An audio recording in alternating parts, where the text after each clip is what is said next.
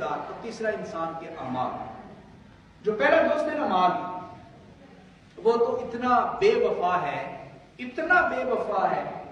دولت، پیسہ، مال، سونا، چاندی، یہ اتنا بے وفا ہے اور اتنا خود پرست ہے اور اتنا مطلبی ہے کہ یہ تو ہمارے مرنے کے بعد گھر سے بھی نہیں نکلے گا.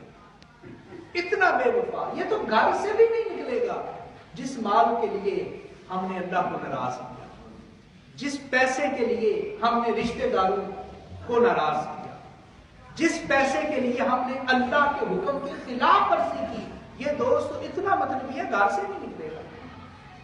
اور دوسرا دوست ہے رشتہ دار، یہ صرف قبرستان تک جاتے ہیں. بعض دوست تو صرف جنازہ پڑھ کے واپس آ جاتے ہیں، کچھ ہوتے ہیں جو تدفین میں شامل ہوتے ہیں، کچھ وہ بھی واپس آ جاتے ہیں. اور جو تیسرا دوست ہے نا، تیسرا دوست، وہ حضور نے کیا فرمایا؟ اعمال. کیا فرمایا حضور نے؟ اعمال، بندے کی نیکیاں، یہ قبر میں اترتی ہیں.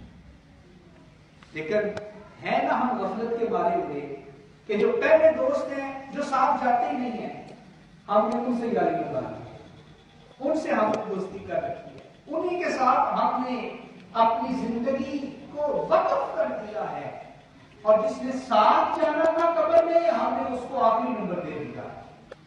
وقت ہوا تو نماز پڑھ لی، اور نماز یوں پڑھی کہ